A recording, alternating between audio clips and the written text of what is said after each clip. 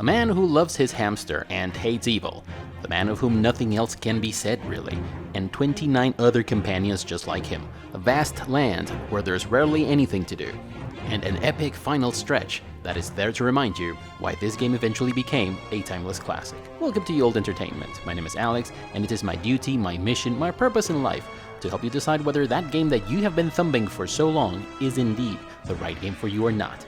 And today we embark upon the journey that will take us to Larian Studios' Baldur's Gate 3. And properly enough, we start this voyage with Baldur's Gate Enhanced Edition. And when it comes to a game that has a larger-than-life name and is as old as this one, this channel's purpose boils down to answering one simple question. Has this cult classic stood the test of time? Is it a boring, dated carcass that's no longer worth your time in the day and age of modern masterpieces like Divinity Original Sin 2 and Pillars of Eternity? Or is the truth, as it is often the case, somewhere in between? Let's find out, shall we? This is the road to Baldur's Gate 3, but the song remains the same, and as you know, I rate games according to a system of categories that feel relevant to the game at hand. And the game at hand this time is Baldur's Gate Enhanced Edition, the isoparametric classic RPG where it all started. So as tradition dictates for classic RPGs, character creation and character progression are up first. Whether you think this is the best character creation system ever, or a castrating, dated formula that completely sucks the fun out of leveling, Baldur's Gate per se isn't entirely to credit or blame for this. This is a game that is meant to adhere as much as possible to the 2nd edition Advanced Dungeons & Dragons rule set. And though it does a pretty darn fine job at implementing this rule set with real-time mechanics, the question remains, is this character creation and progression system fun for a video game in this day and age? So you get to choose your character's genre, class, race, alignment, weapon proficiencies, and some other goodies depending on your chosen class, like skills and initial spells. You also get to choose from one of the very best assortment of character portraits that you've ever had in a video game. In fact, this portrait gallery is so good that there are plenty of mods nowadays for modern-day RPGs like Pillars of Eternity and Pathfinder Kingmaker that make Baldur's Gate portraits available for these games. There's also a complex system of subclasses or kits. For example, there's the Dwarven Defender, a fighter subclass that's only available for dwarves. You also have the possibility of creating your entire party, which is kinda rad, although you will be meeting companions sooner rather than later, and that might result in you wanting to ditch the party members that you created at the beginning of the game. All of that is as interesting as it gets, but then you start the game, and eventually, you level. And there's the downside. Because it's meant to be as faithful to the 2nd edition of Advanced Dungeons & Dragons rule set, almost every time you level, the game automatically takes care of everything.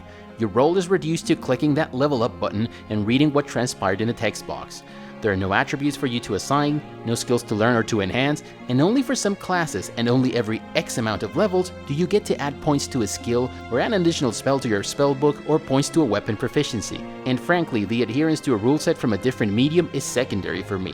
Leveling is meant to be the main character progression mechanics in an RPG, especially when you're initially presented with these many options. I got tremendously hyped about character leveling as I was creating my character. Sadly, all this hype died in disappointment. While not the worst deal in the RPG world, it's not up to par with modern-day RPGs.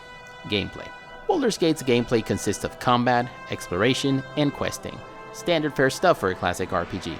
I generally give my opinion on every aspect of the gameplay, but I don't think this is the best way to go with Baldur's Gate. For me, this was a game of moments. Your initial moments at Candlekeep are interesting. You learn the who's who's, the what's what, and the where's where of the game while you engage in all of the game's mechanics. The location is rich, filled with characters and things to do, and sets you up for the main quest. But after you turn that page and set out on your main adventure, the game starts to default on its promissory note. There are too many locations that are too big and empty, with little or no relevant loot, repetitive combat encounters, bland level design, and little to no relevance to the quests. Dungeons have way too much useless loot, and feel like bloated and tedious obstacles that stand between you and the quest completion or the interesting item or reward that you're meant to collect. Also, the opportunity cost that one expects to be woven into the fabric of the decision-making of an RPG is mostly absent through most of the middle section of the game. But then there's also the exact opposite of what I just said, thrown into the mix every now and then to keep things interesting, like the City of Beregost, quests like saving Dynahair, challenging combat sequences here and there, and a few interesting and fun interactions with some NPCs. This irregular blend of gameplay goes on for a couple of dozen hours or so, until you hit the Cloakwood mine. And this is where the game starts firing on all cylinders. Combat becomes challenging, stakes get high and your decisions start to matter. Not long after that, you finally hit Baldur's Gate, and that's where the game truly shines. Baldur's Gate's alive and busy. There's a lot of people with jobs for you to do. There's many ways to go on about the many different quests and far-reaching implications to your decisions. It's this final stretch of the game that leaves no doubt as to why this is considered a timeless classic. Unfortunately, that treasure is buried way deeper than in most modern-day RPGs.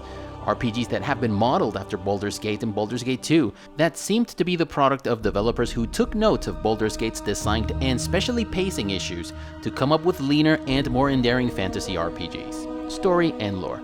There's no shortage of medieval fantasy tropes and cliches in Dungeons & Dragons. Hell, some of them are even trademarks of the genre. But D&D lore has also produced some of the most charming and immersive medieval strategy literature. Baldur's Gate is not a prime example of the best D&D writing though. So you are an average Joe who has been foster-fathered by some mysterious, wiser-than-average Joe, who knows an obscure secret about you, and that obscure secret translates into you being a chosen one of sorts. So of course the bad guy learns of this, and because you being the chosen one foils his plans, you're inevitably bound to confront him at some point. It's been done a gazillion times, and I'm afraid it's also been done a gazillion times better. The rich Dungeons & Dragons setting, the bits and pieces of deep, colorful D&D lore, and the not-so-distant looming threat that no one but you can avert keep things interesting for the most part. But unlike some Dungeons & Dragons novels, the story here feels a little too naive and dated. But then there's the humor, and I'm not even kidding here. Baldur's Gate is surprisingly funny in its own self-aware way. Of all of the games out there, Baldur's Gate is not a game I expected to laugh out loud to, but I found myself cracking a laugh every now and then. You do have to give credit to the writers for providing you with a plethora of funny, chaotic dialogue options that will make you feel right at home if you want to go for the chaotic, funny asshole kind of deal. Overall, the story and lore in Baldur's Gate is not up to par with some of the best modern-day fantasy RPGs, but I guess it's serviceable enough. Companions lore-wise. Listen, there's 30 playable companions in Baldur's Gate. Let that sink in. Before I recently picked up the enhanced edition for my Road to Baldur's Gate 3 series, I had not touched the game for more than 20 years. And before I started playing this enhanced edition, I couldn't remember almost any of my companions' names. And the 2 or 3 companions whose names I could remember, like Jaheira, Khalid, Minsk, and Dynaheir, aren't exactly top tier stuff. While I could write a book about Kim Kitsuragi from Disco Elysium or Morte from Planescape Torment, every character in Baldur's Gate seems to be reduced to 1 or 2 things. Minsk loves his hamster and hates evil. Jaheira is a druid, and like every other druid in every other game, she's concerned with balance and nature. Nature's servant awaits. And she's your foster father's friend. Khalid is her husband, and he's insecure. And he stutters, of course, just in case you didn't catch that he's insecure. Then there's Afana, who's flirty, and well, that's it. And then there are some others. When you get these many companions, it inevitably follows that none of them are going to be interesting or deep. The Enhanced Edition adds yet some more companions, Nira, Rasad, Beloth, and Dorn. These are much richer and much more interesting than the original characters. They have a few more dialogue lines, and there's a little bit more about them than her animal-loving and evil-hating. Nira is a wild mage, and her personality is a happy-go-lucky meets bipolar kind of deal. Her being a wild mage has garnered her all sorts of trouble, and has also had an impact in the way in which she sees things. And she's also a decent romantic interest. Some days I'm surprised you let me tag along, considering how dangerous my wild magic can be. Are we still talking about my wild magic? Rasad is a devoted follower of Selûne, and has quite a bit to say about your decisions gameplay-wise. Make no mistake though, Nira and Rasad are a welcome addition, but even they aren't in the same league as companions such as Adair from Pillars of Eternity, or even Ben Metz from Divinity Original Sin 2. Nira, Rasad, and the other new companions elevate your experience with your companions in Baldur's Gate's Enhanced Edition above the average. Only just. Companions gameplay-wise. You have 30 companions to choose from, and though this may not translate into a terribly deep catalog of personalities, it does offer nearly endless possibilities from a tactical standpoint. You have all sorts of tanks, healers, DPS, crowd-control specialists, jacks of all trades, and everything in between, and they come in all classes, races, and alignments. I guess this is one aspect of the game in which the saying, the more the merrier, does apply. Secondary mechanics. This might not have been awful back in the late 90s, but even if some of them have been improved with the Enhanced Edition, they still feel dated. Lockpicking a chest, for example, requires you to click on the Thief Mastery button, and then on the chest. In most modern-day fantasy RPGs, if the character you're attempting the lockpicking or the trap disarming with has the right proficiency, he or she will automatically attempt the proper action. Here's another example. Hovering over your gear does not compare your item to what you have currently equipped. You have to pick it up and then see the comparison charts. It is also not very clear how your stats are affected if you're dual wielding. And also, some of your gear has special attributes or talents that don't appear in the comparison chart. If you are a seasoned RPG player, I don't need to tell you what these mechanics feel like in modern day RPGs, but I'm going to leave these two examples. Grim Dawn and Shadows Awakening are examples of how this is done in modern day RPGs. And here's another example. The map of the city of Baldur's Gate is poorly labeled, and it makes it hard to navigate through its many locations. This was fixed in the Siege of Dragonspear expansion. There are also many issues with stacking items of the same type. Being able to compare equipment, being able to stack items, and having properly labeled maps are things that we expect nowadays in modern day RPGs, and they are also things that we did not get in Baldur's Gate Enhanced Edition. Buying, selling, equipping, storing, and identifying are still solid though. Again, secondary mechanics aren't bad, they just feel dated, and these are precisely the kinds of things that you expect to be enhanced in an Enhanced Edition. Voice acting. Yes, O omnipresent authority figure. I thank you for my freedom, friends, for I have languished in these dismal vaults too long. So there's a slew of companions and a truckload of NPCs, and more than 40 hours of gameplay packed into this one, so not every dialogue line is voiced, and that's understandable. The voice acting that you do get for companions, enemies, and quest givers alike is surprisingly good. From the hobgoblins yelling, "Spare no one!" to the hilarious posh novel saying, "Don't touch me, I'm super important," which had me cracking a laugh every time, to the narration, it's all on point most of the time. The new characters are also solid.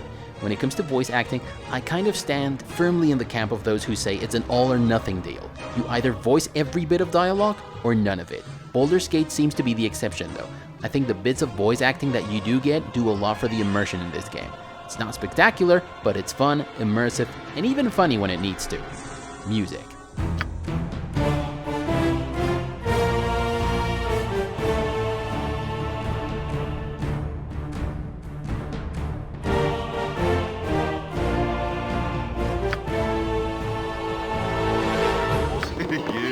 Seat yourselves whatever you wish. My inn is open to all who behave themselves.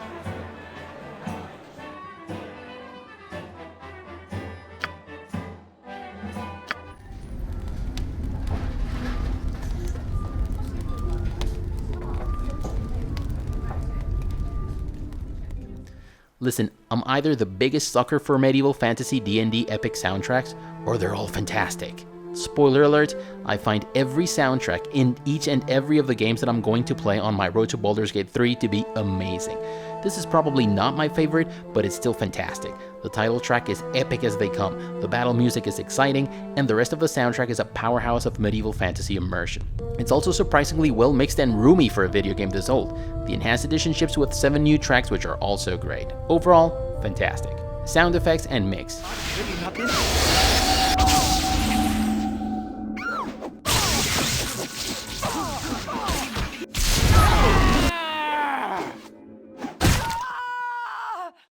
Where to now?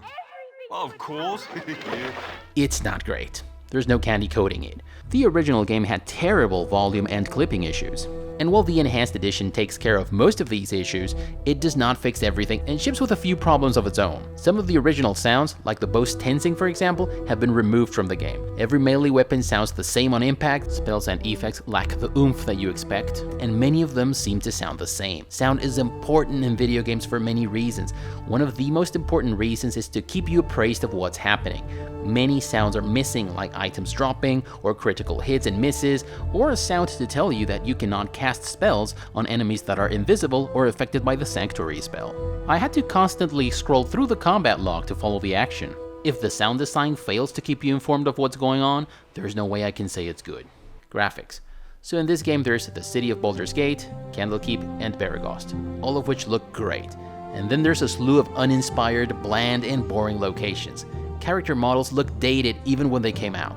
Take the Barbarian and the Necromancer in Diablo 2 for example. This game was released just a couple of years after Baldur's Gate. Heck, take Ryo Hayabusa from Ninja Gaiden, which was released in 1989 in America. I rest my case. Items are a bit of a mixed bag. Scrolls have little icons on them that perfectly identify the spell they perform.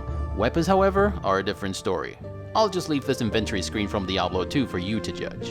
And listen, graphics not being great is not necessarily due to the fact that they use the Infinity engine. Stay tuned for future reviews from this series to see why. They are just, with the exceptions that I mentioned earlier, artistically uninspired. Overall, it's a mixed bag. Performance and stability. So in more than 40 hours of gameplay, I never experienced a single crash or bug, so kudos to Beamdog for delivering such a polished version of the game. Other considerations and final thoughts. Baldur's Gate is the game that inspired the most iconic medieval fantasy franchise of all time, along with many others like Icewind Dale, Neverwinter Nights, and their many expansions. So, is it worth getting this game in this day and age? I don't know how much of a rock and metal fan you are, but Baldur's Gate reminds me of some of those unsuccessful yet promising debut albums by renowned rock bands, records that were objectively not great, maybe not even good, but laid to the ground for a second, much more powerful and professional release. If you're interested in Baldur's Gate 3 and you want to dive a little bit into Dungeons & Dragons, but expect to commit a limited amount of time to this endeavor and play maybe a game or two before sinking your teeth into Baldur's Gate 3 because you have a huge backlog of games from different genres that you'd also want to try, I'd say give this one a pass. And stay tuned for upcoming reviews. If you liked the video, give it a thumbs up. If you didn't, thank you for watching all the way up until now. If you like what you're seeing in this channel, please do consider subscribing and clicking that notification bell to avoid the usual YouTube shenanigans. Share the video, but most importantly, never stop gaming, but don't let gaming get in the way of your hopes and dreams. Bye everyone.